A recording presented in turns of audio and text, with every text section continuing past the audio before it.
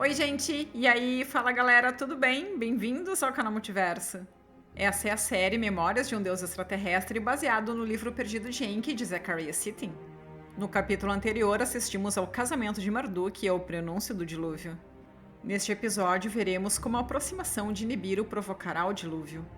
E como um emissário misterioso aparece para Enki em uma visão-sonho, dizendo que Enki salve a humanidade por intermédio de seu filho Ziusudra, entre outras coisas. Então vem comigo, porque essa é a 10ª tabuleta. Em Sipar, reuniram-se todos os Anunnaki e esperavam o dia do dilúvio. Foi nesse momento, quando ia crescendo a tensão da espera, que o Sr. Enki, enquanto dormia em sua morada, teve uma visão-sonho. Na visão-sonho aparecia a imagem de um homem brilhante e resplandecente como o céu. E quando o homem se aproximou de Enki, ele viu que era Gaozu, o de cabelos brancos. Na mão direita segurava um estilete de entalhador, e na mão esquerda levava uma tabuleta de lápis lazuli, lisa e brilhante. E quando se aproximou o suficiente do leito de Enki, Gaozu falou e disse: suas acusações contra Enlil foram injustificadas, pois só dizia a verdade. E a decisão, que como decisão de Enlil será conhecida, não ele, mas o destino decretou. Agora tome a sorte em suas mãos, para que os terrestres herdam a terra. Convoque seu filho Ziusudra, revele-lhe a iminente calamidade sem romper o juramento. Diga-lhe que construa uma embarcação que possa suportar a avalanche de água, uma embarcação submersível, semelhante a esta que lhe mostro nesta tabuleta. Que ele salve a si e sua família nela, e que leve também a semente de tudo que seja valioso, seja planta ou animal. Essa é a vontade do Criador de tudo. E Gaozu, na visão-sonho, desenhou uma imagem na tabuleta com estilete, e deixou a tabuleta gravada ao lado da cama de Enki. E depois que a imagem desapareceu, a visão-sonho terminou e Enki despertou com um estremecimento. Enki ficou durante um momento em sua cama refletindo com assombro sobre a visão-sonho. Qual é o significado disso? Que presságio contém? Depois, quando se levantou da cama, eis que ali estava a tabuleta. O que em uma simples visão-sonho tinha visto estava agora materialmente junto à cama. Com as mãos trêmulas, o Sr. Enki pegou a tabuleta. Na tabuleta viu o desenho de uma embarcação de forma curiosa. No canto da tabuleta havia marcas de medidas. Indicavam as medidas da embarcação. Com respeito e esperança, o Sr. Enki, ao amanhecer, enviou rapidamente seus emissários. Encontrem o chamado Gaozu, tenho de lhe falar, assim lhes disse. Todos voltaram ao entardecer, informaram a Enki. Ninguém pôde encontrar nenhum Gaozu. Há tempos Gaozu voltou para Nibiru, disseram-lhe. Enki estava muito perplexo, esforçava-se para compreender o mistério e seu presságio. Não pôde desvendar o mistério, mas a mensagem para ele estava clara. Naquela noite, Enki foi sigilosamente até a cabana de juncos onde dormia Ziusudra. Para não quebrar o juramento, o Sr. Enki falou não a Ziusudra, mas à parede da cabana. Acorde, acorde, disse Enki por trás das paredes de junco. Quando Ziusudra despertou por causa das palavras, Enki lhe disse por trás da tela de juncos. Cabana de juncos, dê atenção às minhas palavras, preste atenção às minhas instruções. Uma calamitosa tormenta cairá sobre todas as moradas, todas as cidades. Será a destruição da humanidade e de sua descendência. Essa é a decisão final, a palavra da Assembleia convocada por Enlil. Essa é a decisão pronunciada por Anu, Enlil e Ninmah. Agora preste atenção às minhas palavras, observe a mensagem que estou lhe transmitindo. Abandone sua casa, construa uma embarcação, renuncie às suas posses, salve a vida. A embarcação que tem de construir seu desenho e suas medidas se encontram em uma tabuleta. Deixarei a tabuleta junto à parede de cabanas de juncos. Assegure-se de que a cabana esteja coberta em toda sua extensão. Do interior não se deve ver o sol. O arranjo tem que ser muito forte, o breu forte e espesso para que não entre água. Que seja uma embarcação que possa virar e cair para sobreviver à avalanche de água. Construa a embarcação em 7 dias, reúna nela a sua família e seus parentes. Na embarcação acumule comida e água para beber, leve também animais domésticos. Depois, no dia marcado, eu lhe darei um sinal. Um guia de embarcação que conheça as águas, designado por mim, chegará neste dia. Neste dia terão de entrar na embarcação, terão de trancar bem a porta. Um esmagador dilúvio vindo do sul devastará terras e vida. Sua embarcação soltará suas amarras, virará e cairá. Não tenham medo, o guia da embarcação os levará a um refúgio seguro. A semente da humanidade civilizada sobreviverá por vocês. Quando a voz de Enki silenciou, Ziusudra estava ansioso, sobre seus joelhos caiu prostrado. Meu senhor, ele gritou. Sua voz ouvi, deixe-me ver o seu rosto. Não falei a você, Ziusudra, à parede de juncos falei, assim disse Enki. Por decisão de Enlil, por juramento feito por todos os Anunnaki, estou preso. Se vir meu rosto, sem dúvida, como todos os terrestres, você morrerá. Agora, cabana de juncos, preste atenção às minhas palavras. O propósito da embarcação deverá ser guardado como um segredo dos Anunnaki. Quando o povo da cidade perguntar, você dirá: o senhor Enlil esteve zangado com meu senhor Enki. Navegarei para a morada de Enki em Abzu, possivelmente Enlil se acalme. Durante um momento houve silêncio. Ziusudra saiu de trás da parede de juncos. Uma tabuleta de lápis-lazuli brilhando à luz da lua viu e pegou.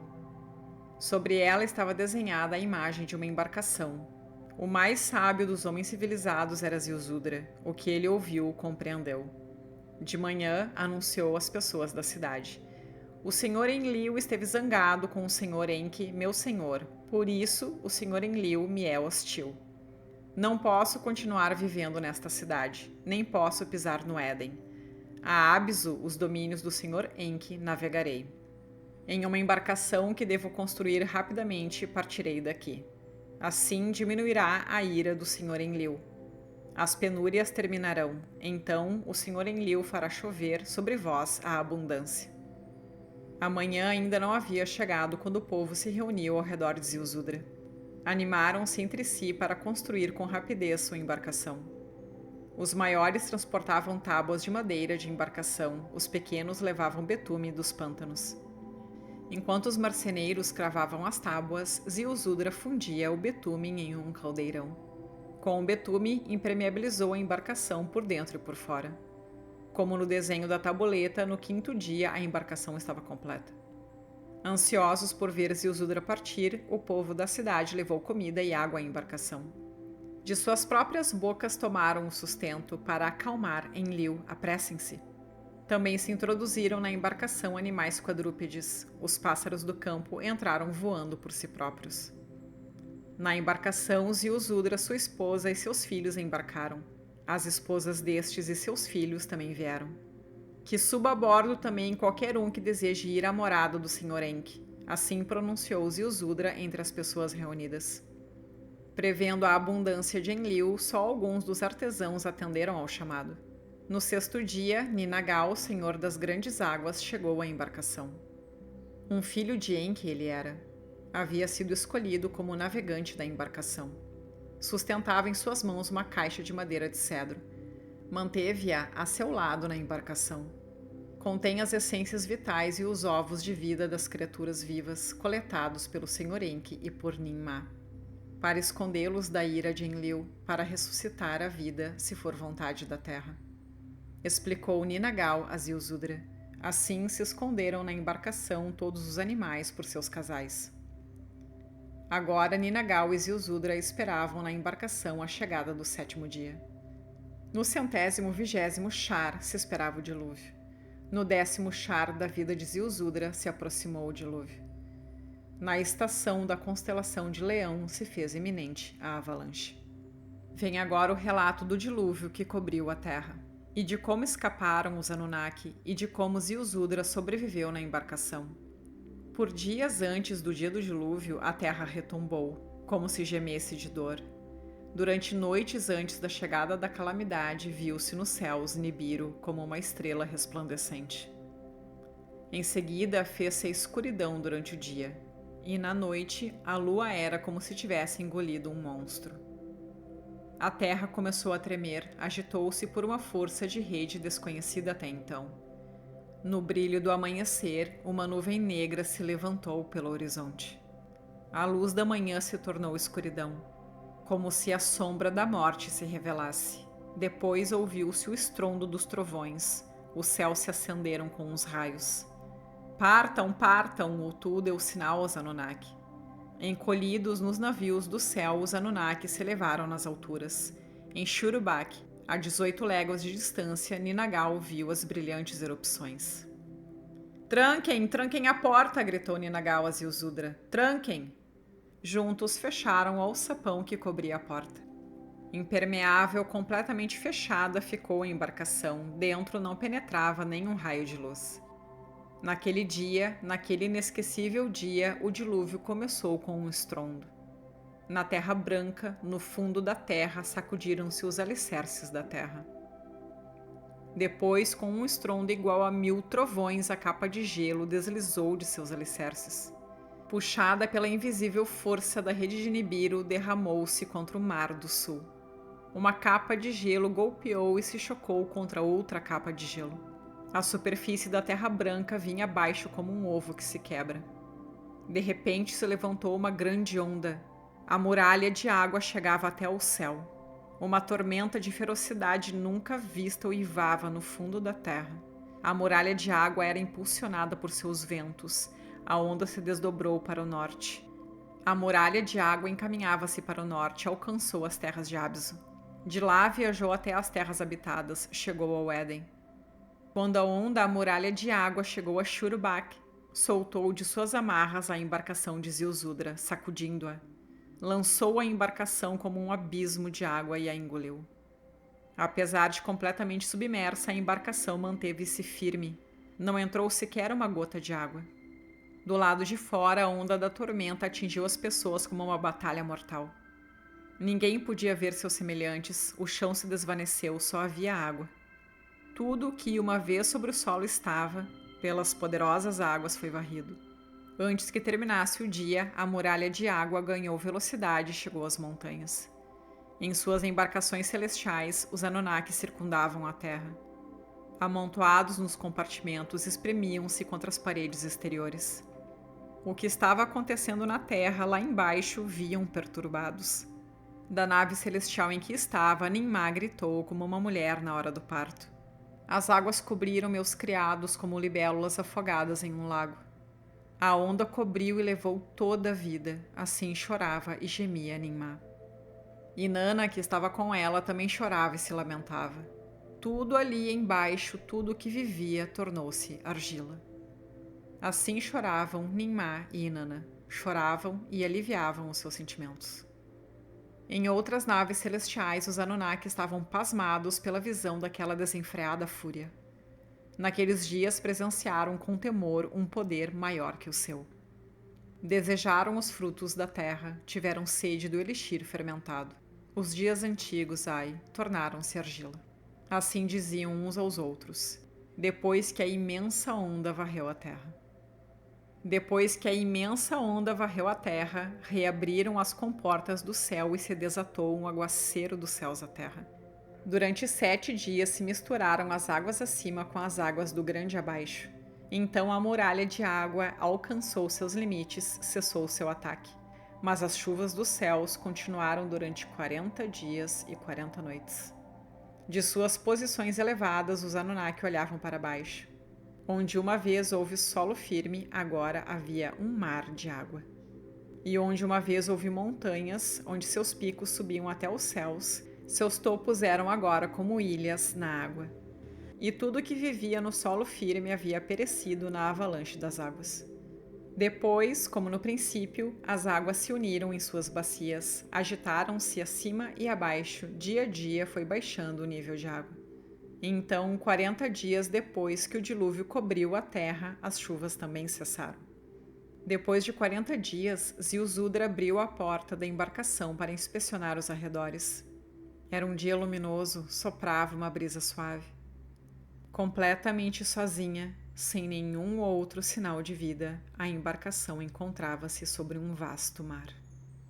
A humanidade, todas as coisas vivas foram varridas da face da terra.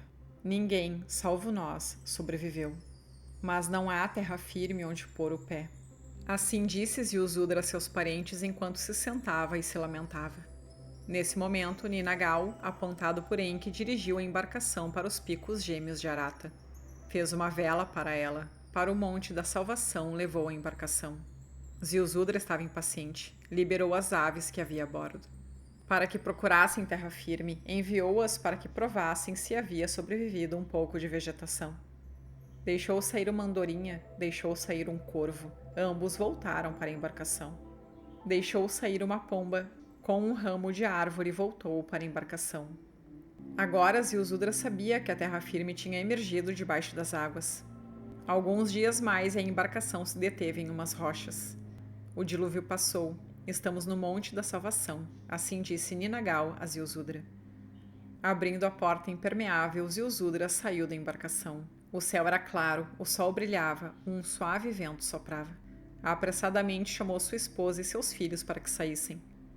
Que se elogie o Sr. Enki, a ele agradecemos, disse Ziusudra aos outros. Juntou pedras com seus filhos para construir um altar. Em seguida acendeu um fogo sobre o altar. Fez um fogo com incenso aromático. Uma ovelha, uma sem mancha, selecionou para o sacrifício. E sobre o altar ofereceu a ovelha a Enki como sacrifício.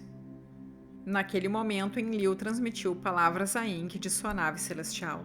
Desçamos em redemoinhos das naves celestiais sobre o pico de Arata, para revisar a situação para determinar o que fazer, enquanto outros seguiam circundando a Terra em suas naves celestiais.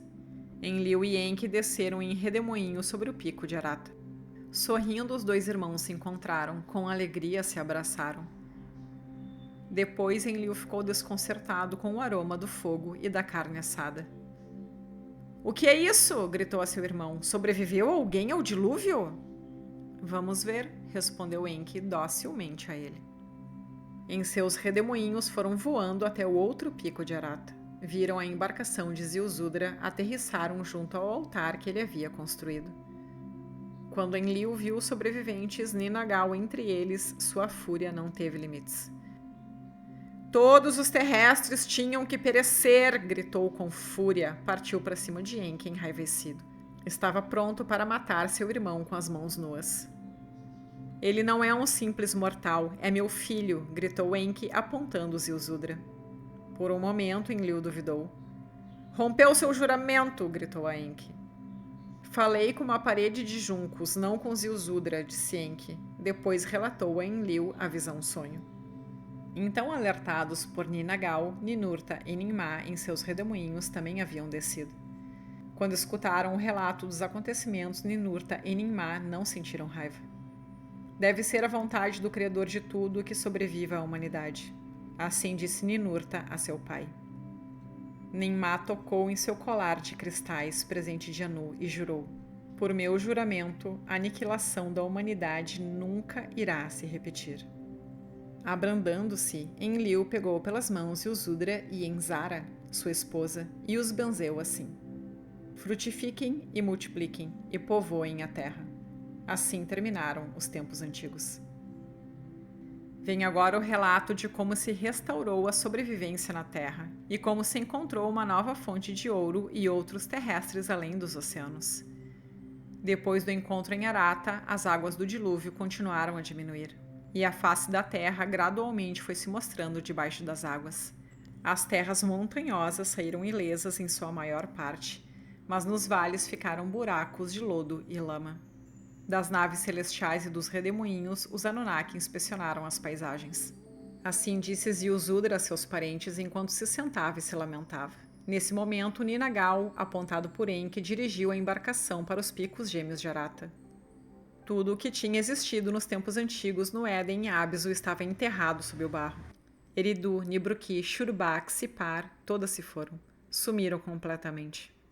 Mas nas montanhas dos cedros, a grande plataforma de pedra reluzia sobre a luz do sol. O lugar de aterrissagem, feito nos tempos antigos, continuava de pé. Um após o outro, aterrissaram os redemoinhos sobre a plataforma. A plataforma estava intacta. Na curva de lançamento, os gigantescos blocos de pedra se mantinham firmes. Ajustando escombros e ramos de árvores, os primeiros a aterrissar fizeram sinais aos carros.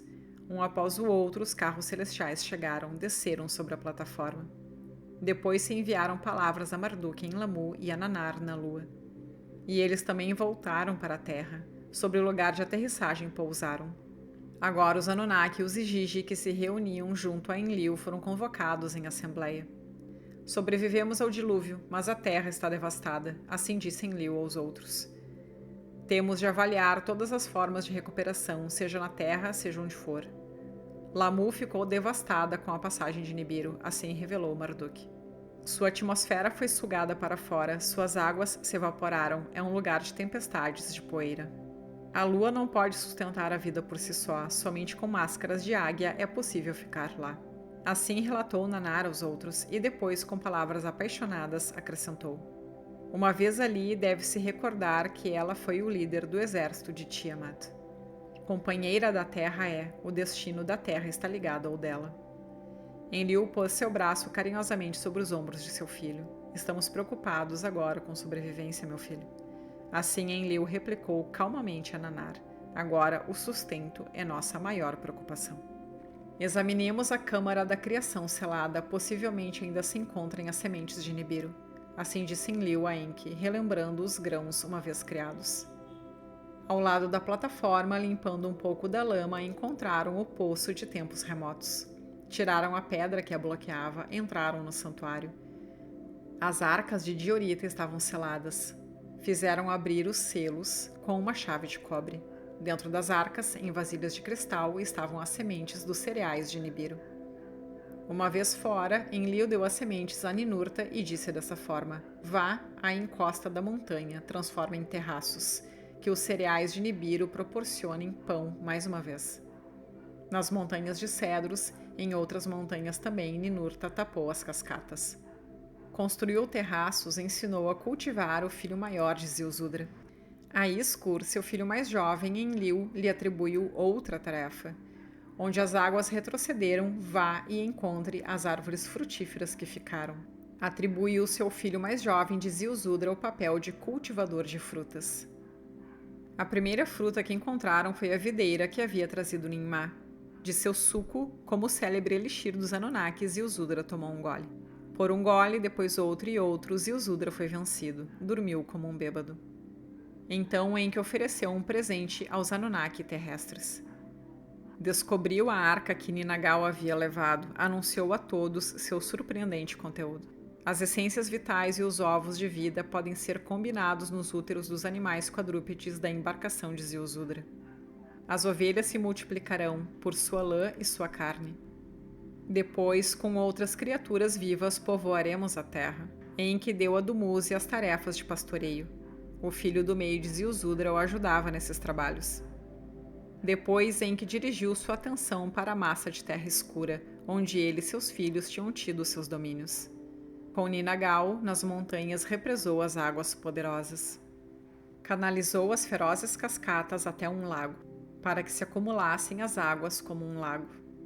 Depois, inspecionou com Marduk as terras entre Abisu e o Grande Mar. Onde uma vez teve moradas, considerou como drenar o vale do rio. Em metade da corrente, onde as águas do rio caíam em cascata, levantou uma ilha das águas. Em suas vísceras, escavou cavernas. Por cima delas, criou comportas feitas de pedra. De lá, esculpiu 2 canais nas rochas. Para as águas, elaborou 2 estreitos. Assim, podia diminuir ou acelerar as águas que vinham das terras altas. Com represas e comportas, e com os 2 estreitos, ele regulou as águas. Da ilha da caverna, a ilha de Abisu levantou das águas o sinuoso vale do rio. Na terra dos 2 estreitos, para Dumuzi e os pastores, em que criou sua morada. Com satisfação, Enlil enviou palavras de tudo isso a Nibiru. Nibiru respondeu com palavras de preocupação. A próxima passagem que tinha afetado a terra e Lamu havia provocado também muitos danos em Nibiru. O escudo de pó de ouro se rasgou, a atmosfera estava diminuindo de novo. Agora, novos fornecimentos de ouro eram necessários. Enki foi a Abisu rapidamente. Viajou com seu filho Gibil para inspecionar e procurar. Todas as minas de ouro haviam desaparecido, haviam sido enterradas com a avalanche de água. No Éden, Baditibira também não existia mais. Em Sipar, já não havia mais lugar para os carros. As centenas de Anunnaki que tinham trabalhado duro nas minas em Baditibira se foram da terra. A multidão de terrestres que serviam como trabalhadores primitivos, com o dilúvio, se tornaram barro. Já não se pode prover ouro da terra, anunciou Enlil e Enki a Nibiru. Na terra e em Nibiru houve desespero. Então Ninurta completou seus trabalhos nas Montanhas dos Cedros. Mais uma vez viajou à terra montanhosa além dos oceanos. Daquele lugar, ao outro lado da terra, enviou palavras assombrosas. A avalanche de águas produziu profundos cortes nas montanhas. Nas encostas, ouro incontável em pepitas grandes e pequenas. Cai em rio abaixo, pode-se recolher ouro sem ter que minerá-lo. Enlil e Enki foram apressadamente à distante terra montanhosa, com surpresa viram a descoberta.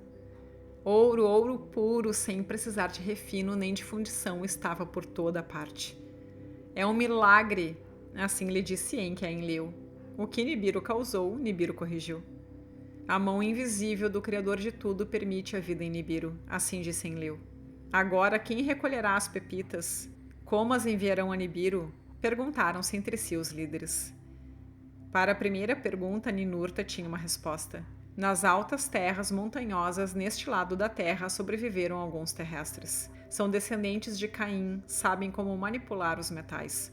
4 irmãos e 4 irmãs são seus líderes. Salvaram-se por si mesmos em balsas. Agora o topo da montanha é uma ilha em metade de um grande lago. Lembram-se de mim como protetor de seus antepassados, chamam-me o Grande Protetor. Ao saber que outros terrestres haviam sobrevivido, os líderes tiveram esperança. Nem sequer se enfureceu Enlil, que tinha planejado o fim de toda a carne. É a vontade do Criador de tudo, eles disseram uns aos outros. Agora que se estabeleça um novo lugar de carros celestiais, enviaremos dali o ouro a Nibiru. Procuraram uma nova planície que estivesse seca e endurecida. Próximo ao lugar de aterrissagem, em uma península desolada, encontraram essa planície. Era lisa como um lago quieto, rodeada de montanhas brancas. Vem agora o relato do novo lugar dos carros celestiais e dos montes gêmeos artificiais e de como Marduk usurpou a imagem do leão. Na península escolhida pelos Anunnaki refletiram-se os celestiais caminhos de Anu e de Enlil na Terra. Localizava-se com exatidão nesses limites o novo lugar dos carros. Que o coração da planície reflita os céus. Assim sugeriu Enlil a Enki.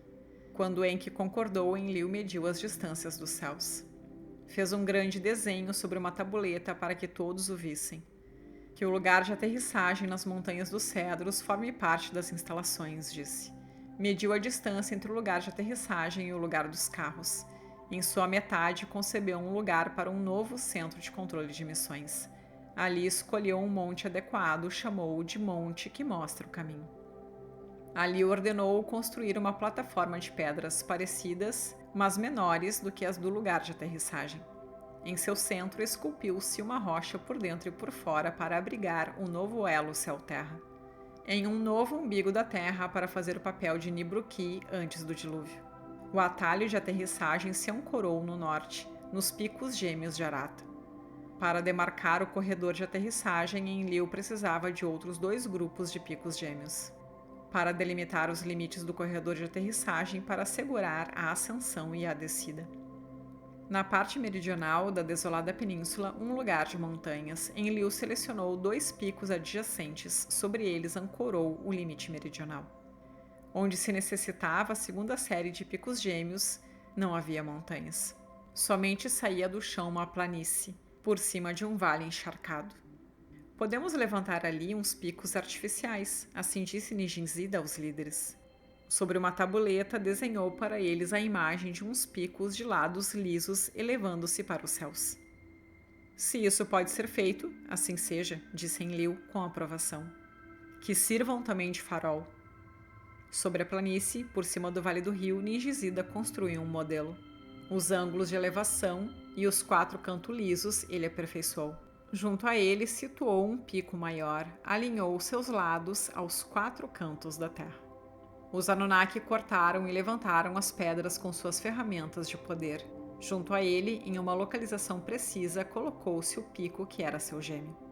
Com galerias e câmaras para os cristais pulsantes foi desenhado. Quando esse pico artificial se elevou aos céus, os líderes foram convidados para pôr o arremate sobre eles. De Electron, uma mistura criada por Gibil, foi feita a pedra ápice. Refletia a luz do sol até o horizonte. Era como um pilar de fogo na noite.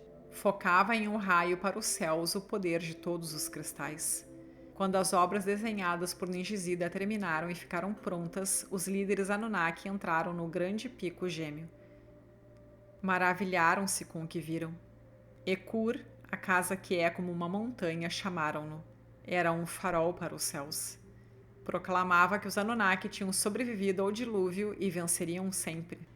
Agora, o novo lugar dos carros celestiais pode receber ouro de além dos mares.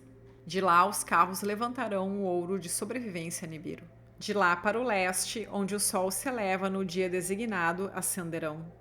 Para lá ao sudeste, onde o sol se põe no dia designado, descenderão.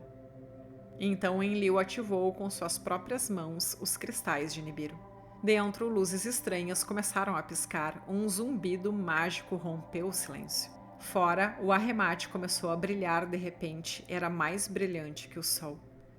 A multidão dos Anunnaki reunida gritou em alvoroço. Ninmah, que tinha vindo para a ocasião, recitou um poema e cantou. Casa que é como uma montanha, casa como um pico pontudo, está equipada para céu-terra, é a obra dos Anunnaki. Casa brilhante e escura, casa do céu e a terra. Para as naves celestiais foi construída, os Anunnaki a construíram. Casa cujo interior resplandece como a avermelhada luz dos céus. Emite um raio que pulsa, que chega longe e alto. Nobre montanha entre as montanhas, criada grande e nobre, está além da compreensão dos terrestres. Casa de equipamentos, nobre casa da eternidade. Sua base de pedras tocam as águas. Sua grande circunferência se fixa na argila. Casa cujas partes estão habilmente trançadas. Os grandes que no céu circulam para descansar possam descer. Casa que é um ponto de referência para as naves espaciais, com entranhas insondáveis.